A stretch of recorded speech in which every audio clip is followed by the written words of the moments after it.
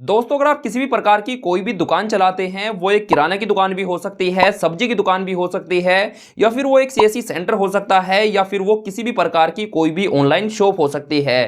तो अगर आप किसी भी प्रकार की कोई भी शॉप चलाते हैं तो आज की ये वीडियो आपके लिए है। आज की इस वीडियो में मैं आपको बताऊंगा कि आप अपनी शॉप पर अपने किसी भी कस्टमर के आधार कार्ड के थ्रू फिंगरप्रिंट की मदद से बैंक से पैसा कैसे निकाल सकते हैं, बैंक बैलेंस कैसे चेक कर सकते हैं, मिनी स्टेटमेंट कैसे निकाल सकते हैं और बैंक में पैसा कैसे ट्रांसफर कर सकते हैं। और इन सभी सर्विस को प्रोवाइड करके आप अपने कस्टमर से अच्छी खासी अर्निंग कर सकते हैं। तो अगर आप अपनी शॉप से इन सभी सर्विस को अपने कस्टमर को प्रोवाइड करके अच्छी खासी अर्निंग करना चाहते हैं तो आज के वीडियो आपको एंड तक देखनी है, बीच में स्किप नहीं करना है। तो चलिए वीडियो शुरू करते हैं। लेकिन वीडियो शुरू करने से पहले मैं आपको एक चीज पहले क्लियर कर दूं कि ये जो वीडियो है ये अलग अलग डेज में शूट की गई है। जैसे कि वीडियो का कुछ पार्ट मैंने आज शूट कर लिया, उसके बाद वीडियो का अगला पार्ट मैंने अगले दिन शूट कर लिया। इस तरीके से जो वीडियो है ये अल्टरनेट डेज में शूट की गई है।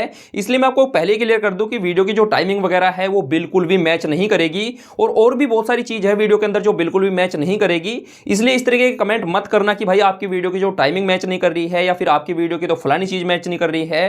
तो इसलिए मैंने आपको पहले क्लियर कर दिया कि ये जो वीडियो है ये अल्टरनेट डेज में शूट की गई है। तो चलिए अब देख लेते हैं वीडियो को। तो आपको अपने मोबाइल में स्पाइस मनी एप्लीकेशन को ओपन कर लेना है और ये जो एप्लीकेशन है ये आपको इजीली गूगल प्ले स्टोर पे मिल जाएगी।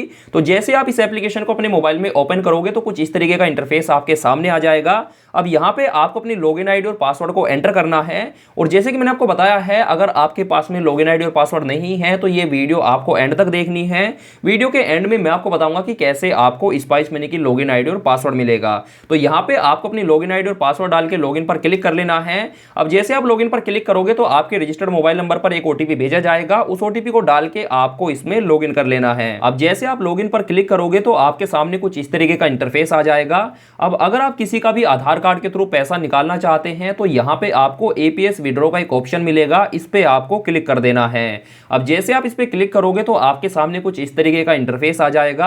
अब सबसे पहले आपको अपने कस्टमर का बैंक सेलेक्ट करना होगा, यानी कि आप किस बैंक से पैसा निकालना चाहते हैं। तो बैंक को सिलेक्ट करने के लिए यहाँ पे आपको व्यू ऑल बैंक का एक ऑप्शन मिलेगा, इस पे आपको क्लिक करना है और यहाँ से आपको अपना जो बैंक है उसको सर्च करके सिलेक्ट कर लेना है। बैंक को सिलेक्ट करने के बाद यहाँ पे आपको अपने कस्टमर का आधार नंबर एंटर करना है। उसके बाद यहाँ पे आपको अपने कस्टमर का मोबाइल नंबर एंटर करना है। लेकिन अगर कस्टमर के पास में मोबाइल नंबर नहीं है तो यहाँ पे आप कोई भी मोबाइल नंबर को एंटर कर सकते हैं। इनफैक्ट यहाँ पे आप अपना मोबाइल नंबर भी एंटर कर सकते हैं। उसके बाद यहाँ पे आपको कितना अमाउंट विड्रॉ करना है उस अमाउंट को यहाँ पे आपको एंटर करना होगा। यहाँ से आप मिनिमम 100 रुपए विड्रॉ कर सकते हैं। तो यहाँ पे आपको अपने अमाउंट को एंटर कर देना है जितना भी आप विड्रॉ करना चाहते हैं। उसके बाद आपको टर्म्स को एक्सेप्ट करना है और नीचे आपको स्कैन फिंगर पर क्लिक कर देना है। अब स्कैन फिंगर पर क्लिक करने से पहले आपको एक बात का ध्यान रखना है कि आपके मोबाइल के साथ में फिंगरप्रिंट डिवाइस कनेक्ट होना जरूरी है। अब जैसे आप स्कैन फिंगर पर क्लिक करोगे तो आपकी फिंगरप्रिंट डिवाइस में लाइट ऑन हो जाएगी। उसके बाद उस डिवाइस पर आपको अपने कस्टमर के फिंगर रखवाने हैं और यहाँ पे आप देख सकते हैं जैसे आप फिंगर रखवाओगे तो आपके कस्टमर के अकाउंट से पैसा विड्रॉ हो जाएगा और आपके वॉलेट में पैसा ऐड हो जाएगा और आपके कस्टमर के अकाउंट में कितना बैलेंस अवेलेबल है वो यहाँ पे आपको दिखाई देगा। तो इस तरीके से आप किसी भी कस्टमर के आधार कार्ड के थ्रू पैसे को विड्रॉ कर सकते हैं। अब बात कर लेते हैं कि अगर आपको अपने किसी भी कस्टमर के अकाउंट बैलेंस को चेक करना है तो वो आप कैसे कर सकते हैं। तो अकाउंट बैलेंस चेक करने के लिए यहाँ पे आपको बैलेंस इंक्वायरी का एक ऑप्शन मिलता है, इस पे आपको क्लिक कर देना है। अब जैसे आप इस पे क्लिक करोगे तो आपके सामने कुछ इस तरीके का इंटरफेस आ जाएगा। अब सबसे पहले आपको अपने कस्टमर के बैंक को सिलेक्ट करना होगा। तो बैंक को सिलेक्ट करने के लिए यहाँ पे आपको व्यू ऑल बैंक का एक ऑप्शन मिलेगा, इस पे आपको क्लिक कर देना है और यहाँ से आपको अपने कस्टमर के बैंक को सिलेक्ट कर लेना है। उसके बाद यहाँ पे आपको अपने कस्टमर का आधार नंबर एंटर करना है। उसके बाद यहाँ पे आपको अपने कस्टमर का मोबाइल नंबर एंटर करना है। उसके बाद आपको टर्म्स को एक्सेप्ट करना है और नीचे आपको स्कैन फिंगर पर क्लिक कर देना है। अब जैसे आप स्कैन फिंगर पर क्लिक करोगे तो आपके फिंगरप्रिंट स्कैनर में लाइट ऑन हो जाएगी। उसके बाद उस पे आपको अपने कस्टमर के फिंगर रखवाने हैं। अब जैसे आप फिंगर रखवाओगे तो कुछ इस तरीके से आपके कस्टमर के अकाउंट में कितना बैलेंस है वो आपके सामने आ जाएगा। तो इस तरीके से आपके सामने आपके कस्टमर के अकाउंट की कंप्लीट डिटेल आ जाएगी और ये जो डिटेल है ये आप अपने कस्टमर को व्हाट्सएप पे शेयर कर सकते हैं। शेयर करने के लिए नीचे आपको व्हाट्सएप का एक ऑप्शन मिलता है, इस पे क्लिक करके आप अपने कस्टमर को इसको व्हाट्सएप पर शेयर कर सकते हैं। अब बात कर लेते हैं कि अगर कोई कस्टमर अपना बैंक स्टेटमेंट निकलवाना चाहता है तो वो आप कैसे निकाल सकते हैं। अब किसी भी कस्टमर का बैंक स्टेटमेंट निकालने के लिए यहाँ पे आपको एपीएस मिनी स्टेटमेंट का एक ऑप्शन मिलता है, इस पे आपको क्लिक कर देना है। अब जैसे आप क्लिक करोगे तो आपके सामने फिर से वही इंटरफेस आ जाएगा। अब सबसे पहले आपको फिर से अपने कस्टमर के बैंक को सिलेक्ट करना होगा। बैंक को सिलेक्ट करने के बाद यहाँ पे आपको अपने कस्टमर का आधार नंबर नंबर एंटर करना है। उसके बाद यहाँ पे आपको अपने कस्टमर का मोबाइल नंबर एंटर करना है। और जैसे कि मैंने आपको बताया है कि अगर आपके कस्टमर के पास में मोबाइल नंबर नहीं है तो यहाँ पे आप अपना मोबाइल नंबर भी एंटर कर सकते हैं या फिर आप यहाँ पे किसी का भी मोबाइल नंबर एंटर कर सकते हैं। तो मोबाइल नंबर एंटर करने के बाद नीचे आपको टर्म्स को एक्सेप्ट करना है और नीचे आपको स्कैन फिंगर पर क्लिक कर देना है। अब जैसे आप स्कैन फिंगर पर क्लिक करोगे तो फिर से वही प्रोसेस है, आपके फिंगरप्रिंट स्कैनर में लाइट ऑन हो जाएगी। उसके बाद उस पर आपको अपने कस्टमर के फिंगर रखवाने हैं और जैसे आप फिंगर रखवाओगे तो कुछ इस तरीके से आपके कस्टमर का जो स्टेटमेंट है वो आपके सामने आ जाएगा। अब इस स्टेटमेंट को आप अपने कस्टमर को प्रिंट करके दे सकते हैं। नीचे आपको प्रिंट का एक ऑप्शन मिलता है, इस पे क्लिक करके आप इस स्टेटमेंट को प्रिंट कर सकते हैं या फिर नीचे आपको व्हाट्सएप का ऑप्शन मिलता है, इस पे क्लिक करके आप इस स्टेटमेंट को अपने कस्टमर को व्हाट्सएप पर भी शेयर कर सकते हैं। तो दोस्तों कुछ इस तरीके से आप अपने किसी भी कस्टमर के किसी भी बैंक से बैंक स्टेटमेंट निकाल सकते हैं और इसको आप अपने कस्टमर को शेयर कर सकते हैं। अब दोस्तों हम बात कर लेते हैं जो पैसा आपने अपने कस्टमर के अकाउंट से विड्रॉ किया है, जो आपके वॉलेट में सेव हो चुका है, उस पैसे को आप अपने अकाउंट में कैसे ट्रांसफर कर सकते हैं। तो वॉलेट के पैसे को अकाउंट में ट्रांसफर करने के लिए यहाँ पे आपको एपीएस सेटलमेंट का एक ऑप्शन मिलेगा, इस पे आपको क्लिक करना है। अब जैसे आप क्लिक करोगे तो आपके सामने कुछ इस तरीके का इंटरफेस आ जाएगा और नीचे आपको आपका बैंक दिखाई देगा जिस बैंक में ये पैसा ट्रांसफर होगा। अगर आप इस बैंक में पैसे को ट्रांसफर नहीं करना चाहते हैं, आप किसी दूसरे बैंक में पैसा ट्रांसफर करना चाहते हैं, तो नीचे आपको चेंज का एक ऑप्शन मिलता है, इस पे क्लिक करके आप अपना जो बैंक है उसको चेंज कर सकते हैं। तो जितना भी अमाउंट आप अपने वॉलेट से अपने बैंक में ट्रांसफर करना चाहते हैं वो अमाउंट आपको यहां पे एंटर कर देना है। आप मिनिमम 100 रुपए ट्रांसफर कर सकते हैं। तो अमाउंट को ट्रांसफर करने के बाद यहां पे आपको ट्रांसफर मोड का एक ऑप्शन मिलेगा, इस पे आपको क्लिक करना है। अब यहां पे आपको दो ट्रांसफर मोड मिलेंगे, आईएमपीएस और एनईएफटी। अब यहां पे आपको आईएमपीएस को सिलेक्ट करना है, एनईएफटी को सिलेक्ट नहीं करना है। अब मैं आपको बता देता हूं कि आईएमपीएस और एनईएफटी में क्या अंतर है। अगर आप आईएमपीएस को सिलेक्ट करके पैसे को ट्रांसफर करोगे तो विद इन सेकंड आपका जो अमाउंट है वो ट्रांसफर हो जाएगा, यानी कि 1-2 सेकंड के अंदर ही आपके अकाउंट में पैसा ट्रांसफर हो जाएगा। लेकिन अगर आप एनईएफटी को सिलेक्ट करोगे तो आपका जो अमाउंट है वो 24 से 48 घंटों में आपके अकाउंट में ट्रांसफर होगा, यानी कि इंस्टेंट आपके अकाउंट में ट्रांसफर नहीं होगा।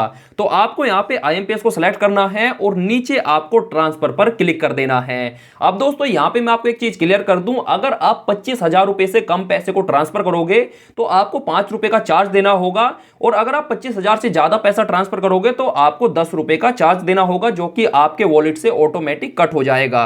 तो यहां पे आपको ओके पर क्लिक कर देना है। अब जैसे आप ओके पर क्लिक करोगे तो आपका जो अमाउंट है यहां पे ट्रांसफर हो जाएगा। आप देख सकते हैं यहां पे हमारा जो अमाउंट है वो हमारे अकाउंट में ट्रांसफर हो चुका है। तो भाई कुछ इस तरीके से आप अपने वॉलेट के पैसे को अपने अकाउंट में ट्रांसफर कर सकते हैं। अब दोस्तों मैं आपको स्पाइस मनी एप्लीकेशन के बारे में थोड़ा सा डिटेल से बता देता हूं। स्पाइस मनी एप्लीकेशन एक बहुत ही बेहतरीन एप्लीकेशन है।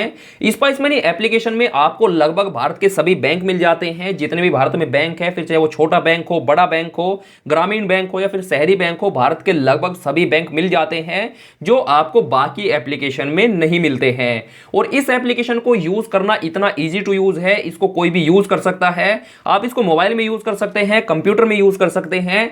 और सबसे अच्छी बात यह है कि मान लीजिए स्पाइस मनी को यूज करते हुए अगर आपका पेमेंट फंस जाता है या फिर आपका जो पेमेंट है वो रुक जाता है तो आप डायरेक्ट कस्टमर से कॉल पर बात कर सकते हैं, व्हाट्सएप पर चैट कर सकते हैं, मेल कर सकते हैं या फिर कॉल करके डायरेक्ट उनसे बात कर सकते हैं। और जब तक आपकी प्रॉब्लम सोल्व नहीं होगी कस्टमर आपसे कंटिन्यू बात करते रहेंगे।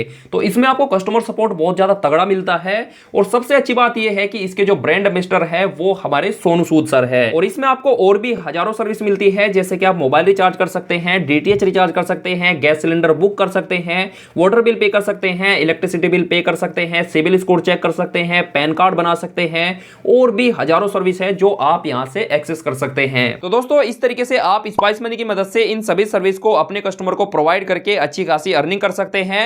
और अगर आप भी स्पाइस मनी की आईडी लेना चाहते हैं तो आप मुझे कमेंट कर देना, इस पे मैं एक वीडियो बना दूंगा कि कैसे आपको स्पाइस मनी आईडी के लिए रजिस्ट्रेशन करना है और कैसे आपको स्पाइस मनी की आईडी मिलेगी। लेकिन दोस्तों अगर आप इन सभी सर्विस को बिल्कुल फ्री में और इंस्टेंटली यूज करना चाहते हैं तो आपके लिए सबसे बेस्ट ऑप्शन है कैशलेस इंडिया। कैशलेस इंडिया की वेबसाइट पर जाकर आप इन सभी सर्विस को बिल्कुल फ्री में यूज कर सकते हैं। तो आपको क्या करना है, आपको कैशलेस इंडिया की वेबसाइट पर जाना है, उसका लिंक आपको वीडियो के डिस्क्रिप्शन में मिल जाएगा। तो वेबसाइट पर जाने के बाद सबसे पहले आपको अपना रजिस्ट्रेशन करना होगा, लॉगिन आईडी और पासवर्ड बनाना होगा।